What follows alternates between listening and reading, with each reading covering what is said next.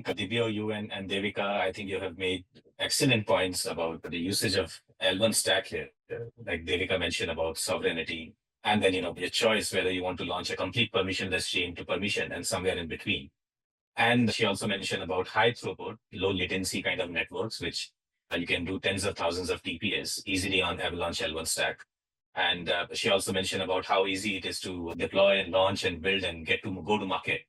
And Divya, as you rightly said, the whole concept of launching an app chain or application specific chain is to see how you can have your own dedicated block space and you are not competing with block space on a public chain. In addition to that, I would love to, because we work with so many builders who are launching their L1 with us, just like to add a few more points about L1 stack.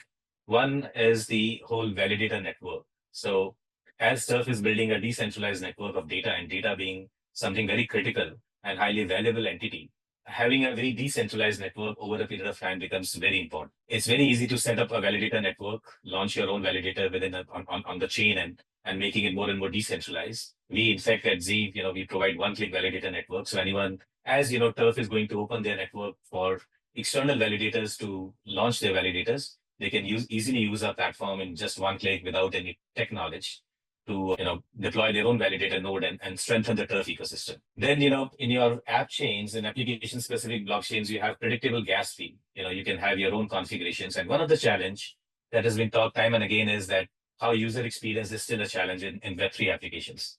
Now with today having account abstraction, having your own dedicated app chain where you can have your own set of configurations depending on your use case, I think it makes it very, very easy for someone to have a chain which is very high on user experience, highly configurable to their app chains. And at the end of the day, it serves the use case that the chain has been built for.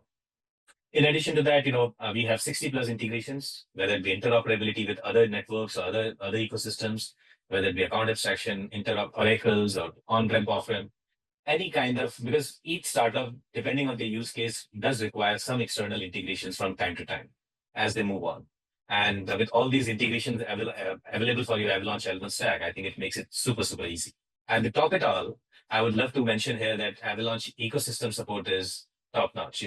Once you plan to build within the Avalanche, there's a massive ecosystem support. There are grants, incentives. There are experts who are going to help you in your journey while building the product, while taking the product to the market, interactions with other ecosystem players. Everywhere, I think there's a massive, massive Avalanche ecosystem support that you can, lead.